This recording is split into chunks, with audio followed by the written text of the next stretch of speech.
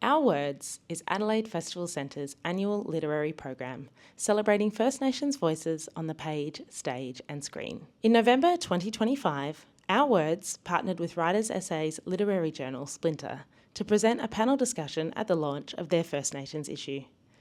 This recording opens with a reading from Colleen E. Charlotte, followed by Susie Betts, Nina Sivertsen and Dakota Feirer in discussion with Jannali Jones, and was recorded on Garniata. White kindness. White kindness, I know you. I met you a long time ago. My many queries fell moot to radio silence. Maybe it's you now, end stage life. A dementia begins to set in, and even more carte blanching for you. No judgment. This is my meager mercy that I've apportioned for you ahead of time. See, your demented answers begin to die with you. Even if you were responsive, primary data would be rendered corrupted and irrelevant by my standards. I still have heart, so I'm just saying, your spine has never fully carried the weight of your damage. You go scot-free, as it were. More impunity can be found for you posthumously in that through line. Me now, I'll make sure to make that a through and through line. You know, forensically, surgically, excising the source site of more potential corruption and already corrupted tales of colonization. I can beckon you for current data while you are still alive. White kindness, I know you can do this because you are so white and so kind.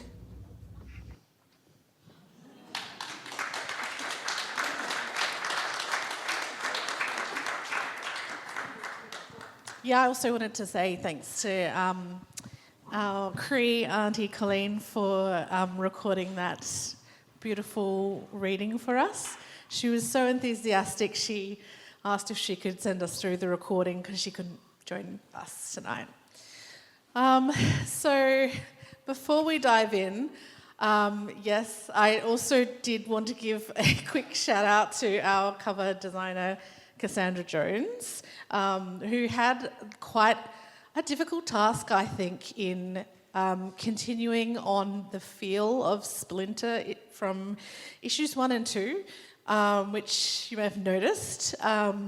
Quite minimalist design, which is hard. It's hard to do minimalism, I think, and I'm not even a designer, and I know that. So, yeah, I think she really pulled through in keeping in the spirit of Splinter, but also conveying a sense of, you know, like First Nations artistry to it as well. We've also got our call out. We always have a little quote from one of the works within Splinter. So This Land Knows Me is from Tabitha Lean's poem, which is like right at the end, from her work, Edges of Belonging. So I'm joined by 3 of our contributors, and I will try to pronounce their people correctly. So please just correct me if I'm not pronouncing it correctly. So to my left we have Susan Betts. So Susan Betts grew up in Port Lincoln, where she currently lives. She is a Wirangu, Kokatha and Mirning woman. Yeah? With connections to the far west coast of South Australia. Her love of culture and country has guided her into expressing that love into her poetry. Uluru is her name she uses for her work. Nina Sivertsen in the middle is a Sea Sami writer, an academic from the Arctic coastline of Sápmi in northern Norway, now living on Kaurna country in South Australia. Her writing weaves stories of culture, belonging, and the shifting colonial landscapes under northern lights and southern stars. And last but not least, Dakota Feirer. Dakota is a Bundjalung and Gumbaynggirr storyteller, with his work published in Kill Your Darlings, Overland Literary Journal, Australian poetry, and more. His newly released Arsenic Flower is, and I mean newly, this is like September, it's very new, is a collection of poems and prose that engage with country, culture, resurgence, and manhood. So, issue 3, Splinter. It's always very daunting when you come into, particularly as a guest editor, come into submissions not knowing what kind of work you're going to get. It's very nerve-wracking. Are we going to get enough people submitting? What's the quality of work going to be like? And I'm very happy to say that the contributors came through, and I just think that there's so much talent in this journal. I'm just really very proud to be able to showcase so many talented First Nations writers. Susan and Nina, I have to say, their poems, when I read them, immediately I was like, these have to be in it. Like, I'm going to die on this hill because I'm not the only one who makes the decision about what goes in. We have, as Farron mentioned, our editorial committee who read everything. They score things, they, write little notes, so they help to decide what goes in too. But with these two, I'm like, no, they have to go in. Dakota's also very, very good quality, but I will say, it's not that I didn't love it, it's just that with longer pieces, there's a bit more consideration about how is this going to fit within the journal around other longer pieces as well. But they're all very fantastic.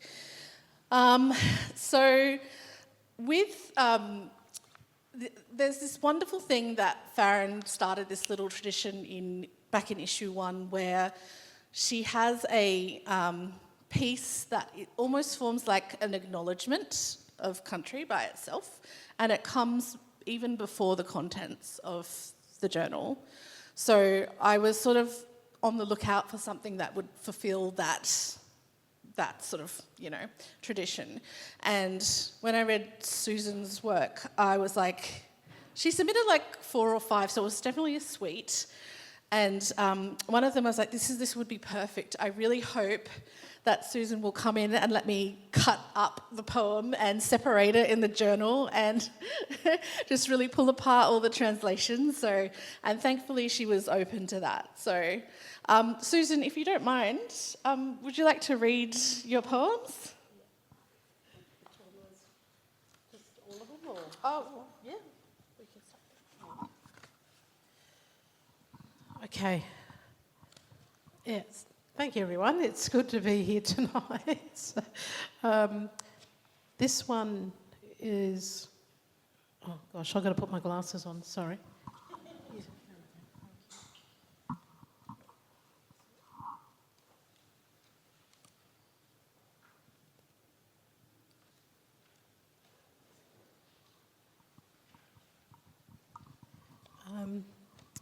So this one's called Wirangal Earth Sky Callin. We Wirangal are sky people, so our totem is the eagle, but we believe that we are from the sky, the stars. So this one, this came to me just as a vision, as if I was there watching it, sitting on the ground on the munda watching this all happen. So this one's called Wirangal Earth Sky Callin. Sacred breeze of dances, songline ceremony journey, ancestors' hymns are gathering, gifted in their presence. Under Bira Manado Yadu, dusty firelight is flying, Chinamuga rhythm timing. While dreamtime stars are falling, we sit, wait and listen to Earth Sky Calling. So that's that one.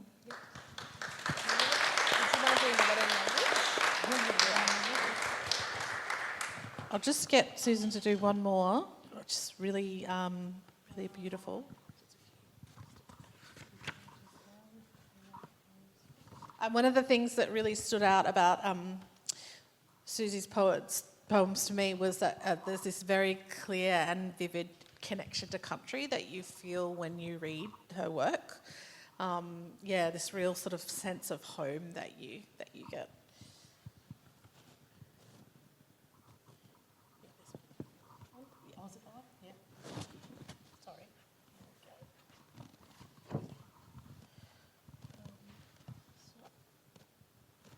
So this one's called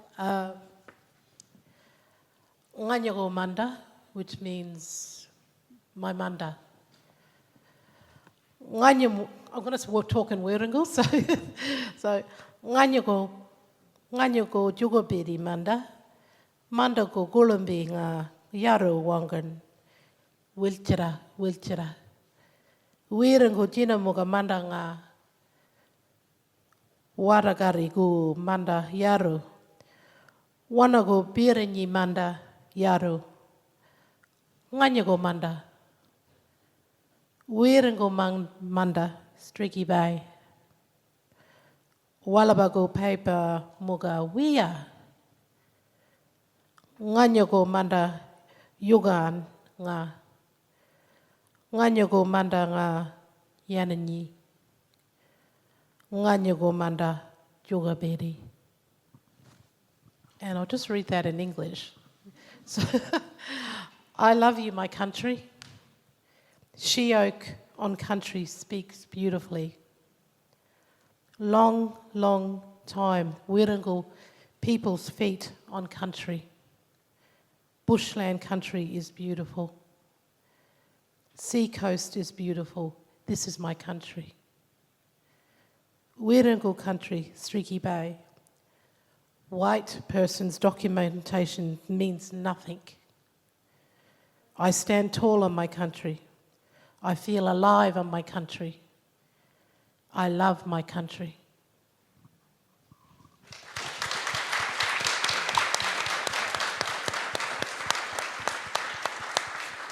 Thank you, Susan. It's so beautiful to hear our languages surviving, and it's really special hearing it from you as well as having it in written form in the journal.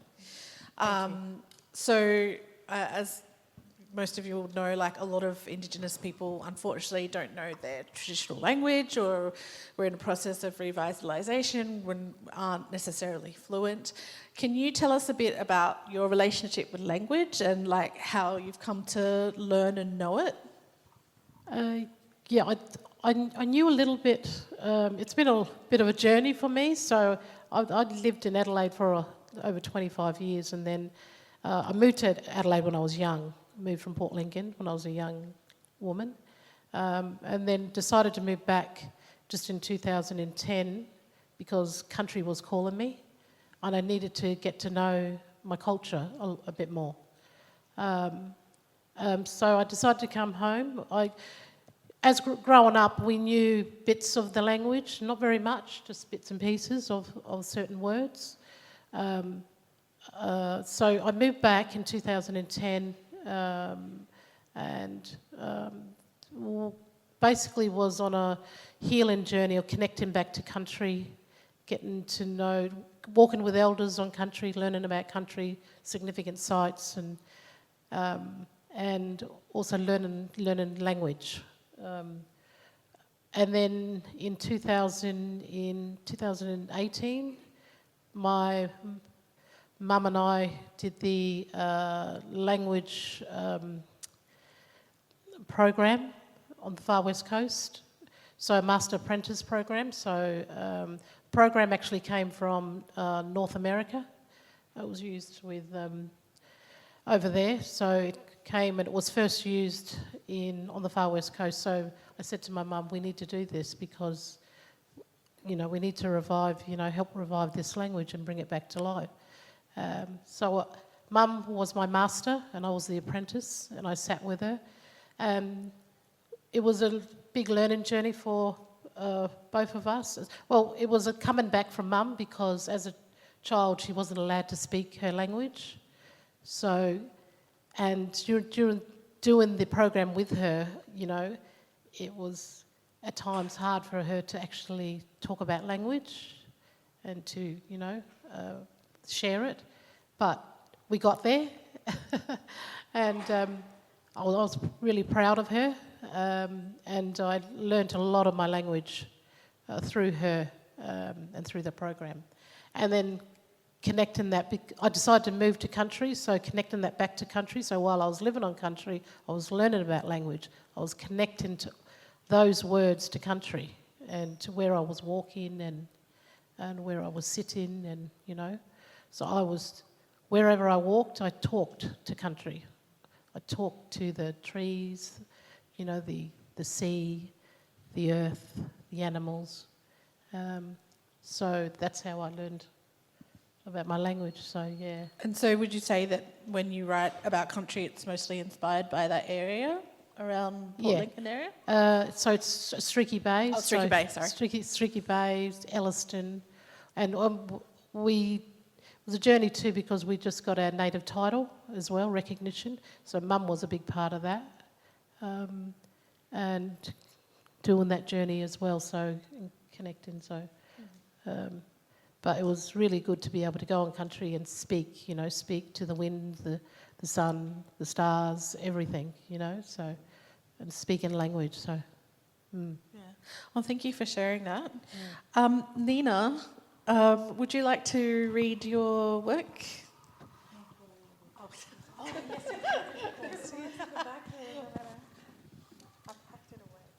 While Nina finds her piece, I would just mention that Splinter has always been an international journal, so we've always had international writers contributing, issues 1 and 2, and so we decided, you know what, issue 3, no different. So I was really keen to have some of our brothers and sisters from across the oceans contribute, and so Nina's one of them. And Nina, would you like to read?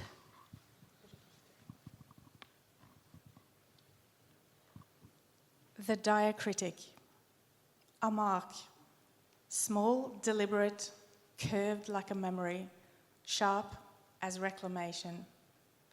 It changes the sound, the weight of a word, the way a name lands in the mouth of the colonizer. In Sapmi, it's not decoration, it is declaration. A breath of difference that says, I am not the same. At home, my emphasis is different. I am curved by history, accented by land. My vowels carry tundra, and my consonants, snow.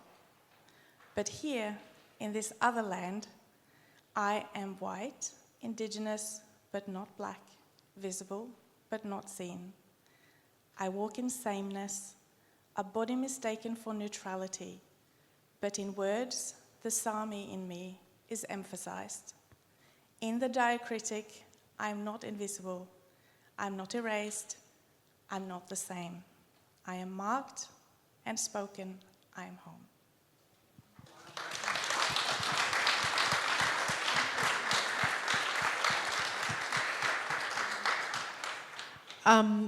When I started planning for this issue, I had a wish list of things that I kind of was hoping to include, obviously subject to people actually contributing them. But there's sort of like the mandatory thing, for example, Splinter needs at least 25% South Australian writers, and I think we've got about like 30%, so we definitely hit that mark. So I was thinking about issues that, you know, are quite, you know, relevant at the moment, like issues of justice and language and that sort of thing. And on my wish list was to have a Sami writer, so I was very, very lucky to not only have a Sami writer put something forward, but also for it to be so like impactful. So I don't usually share this with the writers. We make the editorial committee writes notes when they're assessing things, and it's just for us to kind of deliberate. It doesn't go to the authors. But this is what I wrote after first reading yours, Nina. I said, the diacritic, I like the dichotomy between language and meaning, how they can align yet diverge, and how even in a traditionally oral culture, the written word can still carry pride and cultural significance. So I really liked the way that you played with that. And I think that for Sami people, correct me if I'm wrong, they have adopted a language system for a lot longer than Aboriginal Australians have, I think around the 1600s.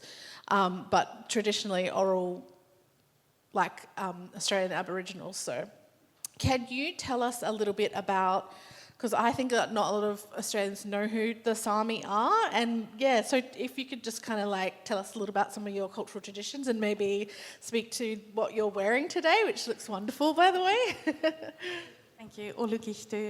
This is a gakti, which is the traditional outfits that women wear, and it is all made with women in your family, so everyone has contributed to something, whether it's weaving of the shoe bands that are made to keep the snow out of the shoes, but not so much snow here in South Australia. Yes, so the Sami people are Arctic indigenous peoples. Originally spanning across Norway, Sweden, Finland and Russia's Kola Peninsula. Now we have borders in place between the nations, and essentially our people are living on the tundra and near the coastline, working a lot with reindeer and reindeer herding, so very traditional, very rural, very remote, very Arctic. As a people, I guess for the last 250 years, we have had government policies like assimilation forced onto the Sami people, which has led to a lot of erasure of cultures and languages. The tools that the government was using was mainly education. So Sami people were put into residential schooling systems, where language and cultures was erased and the children were removed from family ties and cultural ties. The assimilation policy in Norway didn't officially end until 1988, so very recently. It's not usually what we think about when we hear the word Norway. We think of modern and progressive nations. But since then, we have had very good luck with government support. We, unlike Australia, had a Sami parliament established working next to the Norwegian parliament. So we got the voice to parliament, which has really helped in re-establishing people's cultures and languages, because 50% was just erased. Yeah. And I think that that's a common sort of theme that you'll find, particularly with the international contributors, that they'll talk about experiences that like mirror a lot of what has happened in Australia as well. Unfortunately, so many tales of colonisation, like children... sorry. Bit of a frog. With children being removed, schools, culture being repressed, language being, essentially stamped out. It's sadly a tale that's very common across different colonised countries. So, I think you must feel a special affinity with Aboriginal Australians. Is that like living here now? Yeah, absolutely. I'm a nurse and a midwife, and I came here to work in Central Australia, where I ended up meeting my partner, and we now have 3 children spread, so we go back and forth a lot. But I do think that Sami, we're a very small nation. We don't have a lot of numbers, and the way that things have transpired in Norway and Sweden and Finland, we're really dependent on the support from other Indigenous peoples as well. So working with things like the World Indigenous Council has really strengthened our cause in reclaiming land, for example. And this has really helped us prosper and propel as well. For example, in 2018, so following the apology that we had in Norway, so in 2018, the government decided that it was time for a Truth and Reconciliation Commission to really explore the injustices that had been put onto Sami people for so long. And it was finished in 2023, and it was 700 pages of collations of family grief and trauma and intergenerational stories that have lived in the families.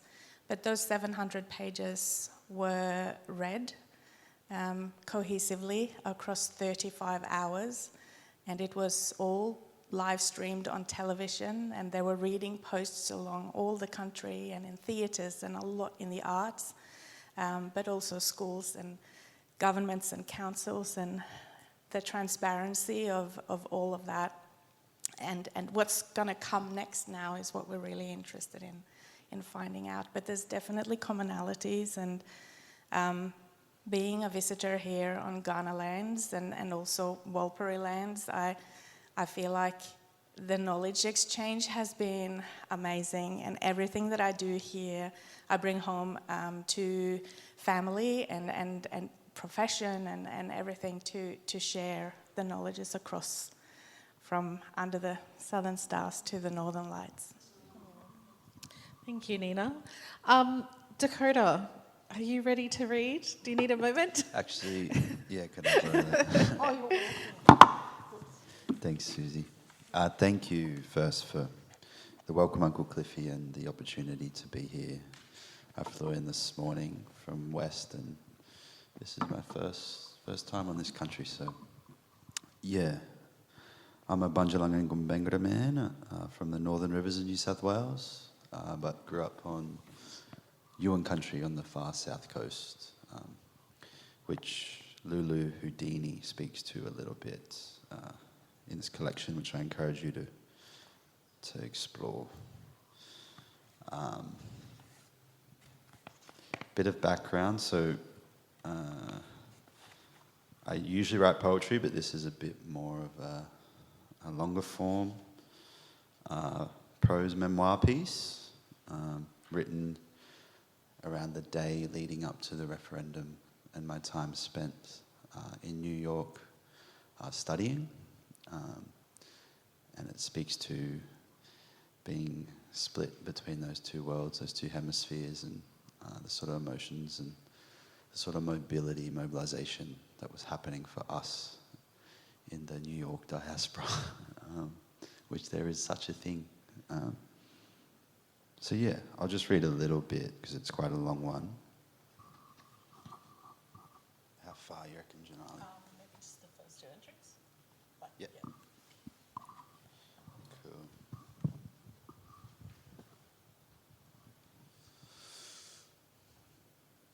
Time and date unknown, many years before the walk.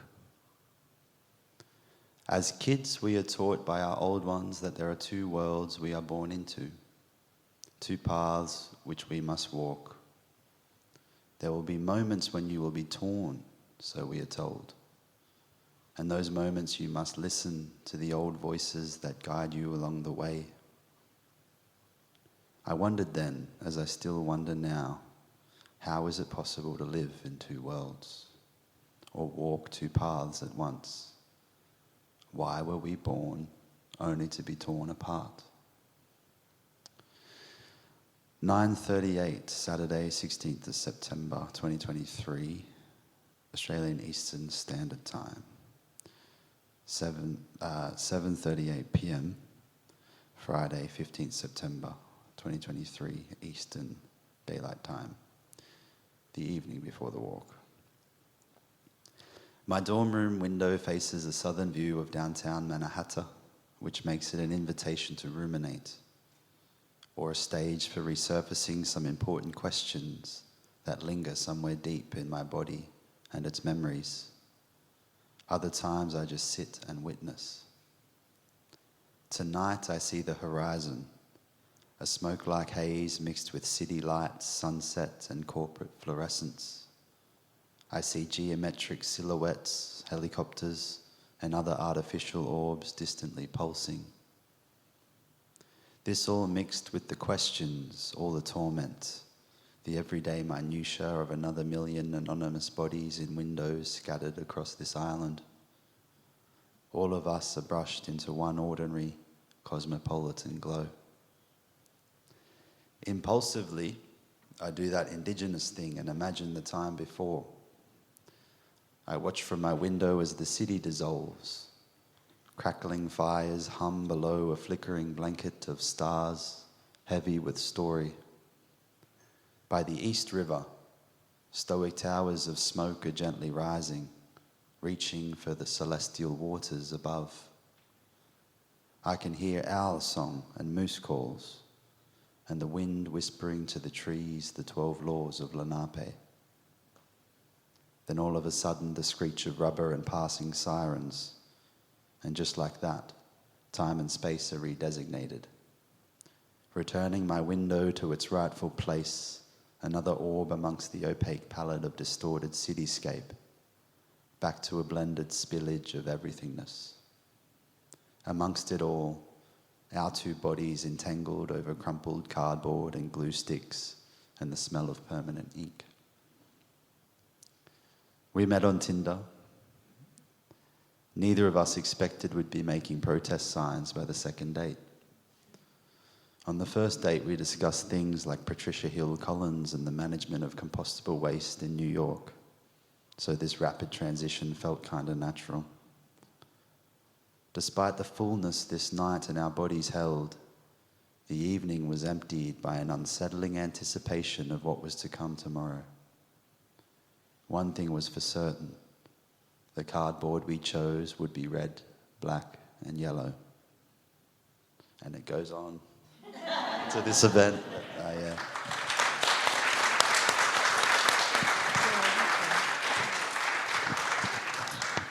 So the story goes on to talk about a walk, I guess an awareness walk to get people thinking about the upcoming referendum and I guess encourage people to vote yes for the expats in New York. That's pretty much it, right? Yeah. It was a demonstration. So it was the Yes campaign and mobilised by a few expats, somewhat connected to the Consulate General in New York. But some of the students that were also studying within the States were kind of championing the mobilisation of that walk as well. So. And what initially compelled you to write about this particular moment? I think as the piece goes on, I touch on some things I was carrying while being removed during that whole process.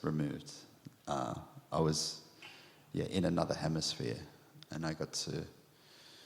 There's this guilt because you're removed from the domestic fabric of that situation. You're no longer. You're largely anonymous, whereas my family are hyper visible. Even more so in the lead up, the anticipation to the vote.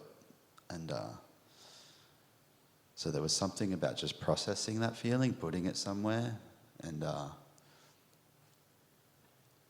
speaking to why that is, why am I experiencing that, and that theme of binary and being taught and forced into a side was an important thing for me to explore.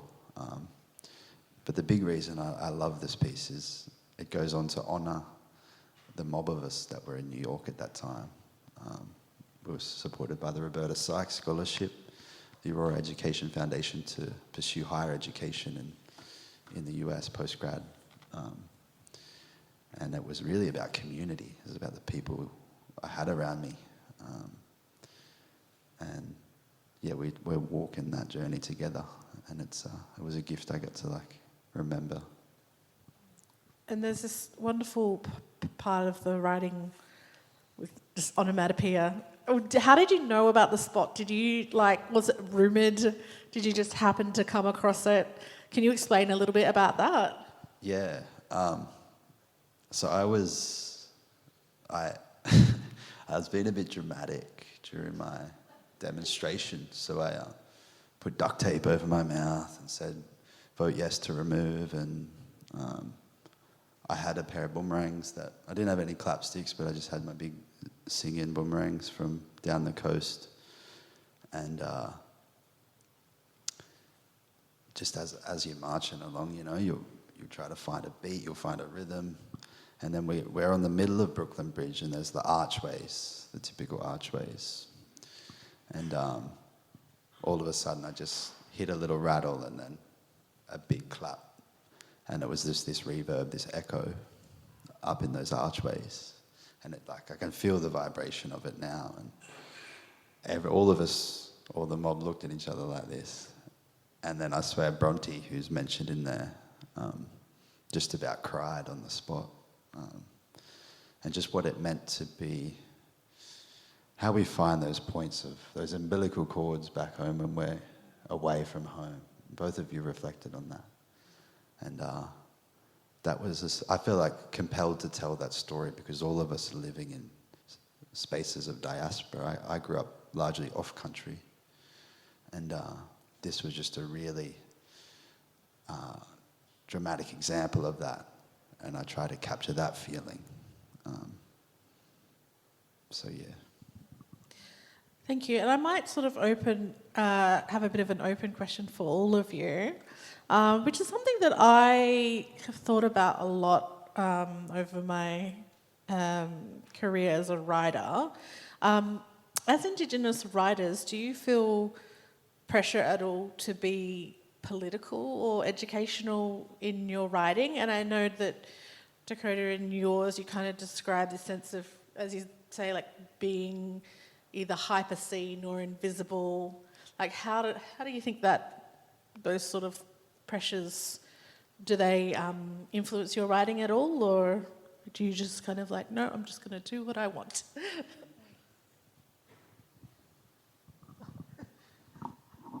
Yeah, I'll go then. To a degree, yeah. There's, I don't know, everyone holds their role differently when sharing something in a public platform like Splinter. And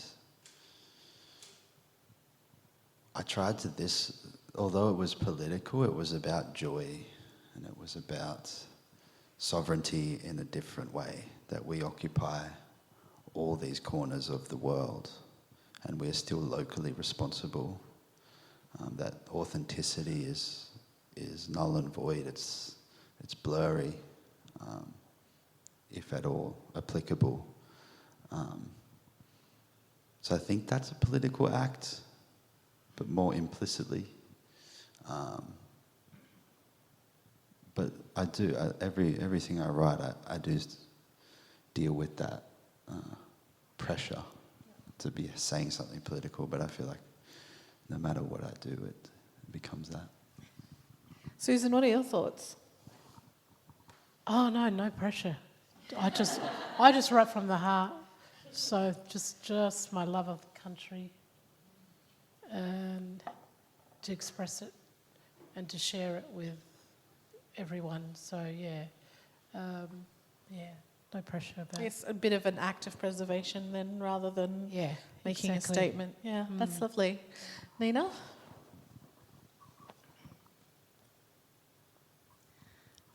I think it's in the bones.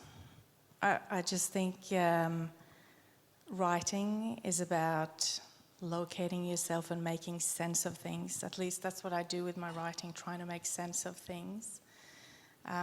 As a woman, a lot of my life has been making sense of how do we get to where we are now, and just thinking back 10, 20, 30 years, the world looked so different. Now we have so much information, but the way that I grew up, I didn't have the privilege of that. So I think now that information is everywhere, and I'm trying to make sense of it all, it's hard to not make it political. And I think in healthcare and in my profession as well, it's very political. It all depends on that and health equities and what we can do as healthcare professionals to try to rebel against those old institutions and try to make some new rules. It has to be political. Did anyone have any burning audience questions for any of our contributors before we wrap up?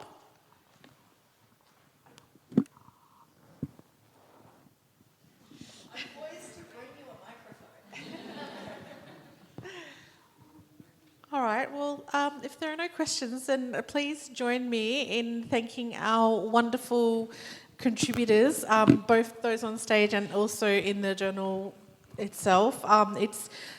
I feel like sometimes, no matter how far along you are as a writer, it can still be a bit daunting to send your babies out into the world and possibly, get rejected. So thank you for being brave and submitting to Splinter and helping make it such a wonderful issue.